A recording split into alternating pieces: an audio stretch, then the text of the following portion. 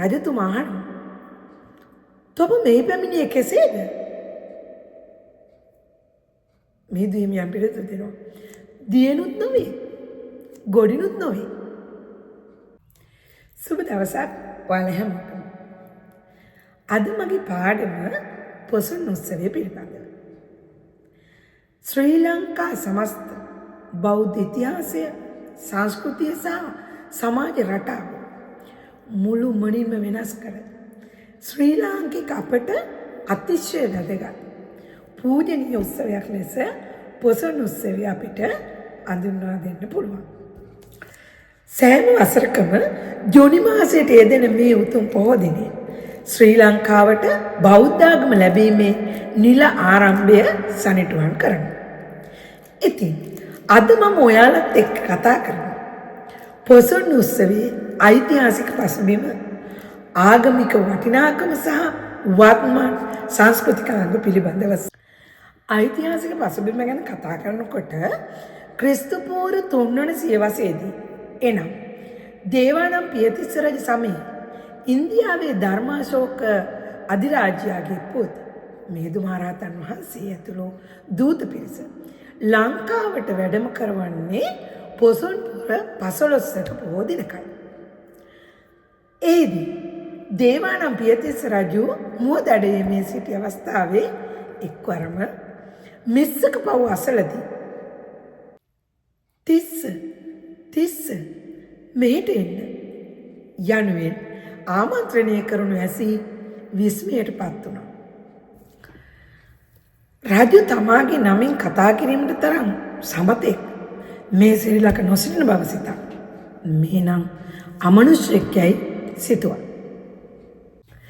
"මහරජුනි, අපි බුදුන් වහන්සේගේ ශ්‍රාවකයෝ වෙමු. අප තොප කෙරෙහි අනුකම්පා කොට පැමිණියෙමු." කසාවතකින් සැරසී සිටි මිහිඳු හිමියන් දුටු රජතුමා ප්‍රබෝධයට පත් වෙලා ආයුධ බිම තමා ශ්‍රද්ධාවෙන් එකක් පස්ස සිටගත්තා. ඉන්පසු රජතුමා අහනවා, "තොප මේ පැමිණියේ කෙසේද?" මිහිඳු හිමියන් පිළිතුරු දෙනවා. "දියනුත් නොවේ, ගොඩිනුත් නොවේ." රජු කියනවා, "එසේනම් ඔබ පැමිණ ඇත්තේ අහසින්." මේ සංවාදයේ මෙසේ යන අතරතුර මිහිඳු හිමියන් රජුගේ බුද්ධි මට්ටම පරීක්ෂා කිරීම සඳහා අප කවුරුත් දන්නා අඹ ප්‍රශ්නය සහ ඥාති ප්‍රශ්නය ඇතුළත් කරමින් බුද්ධි පරීක්ෂණයක් පැවැත්වුවා. ඉන් රජු ඉතා බුද්ධි සම්පන්න බව වටහාගත් මිහිඳු හිමියන් ශ්‍රී ලංකා ඉතිහාසයේ ප්‍රථම නිල බුද්ධ දේශනාව වූ චුල්ලහත්ති පදෝපම සූත්‍රය දේශනා කිරීමෙන් අනතුරුව රජු ඇතුළු පිරිස බුදුදහම වැළඳගත්තා. ඉතින් එහෙමනම් මිහිඳු හිමියන් ලංකාවට රැගෙන ආවේ බුදුදහම පමණක්ද? නෑ.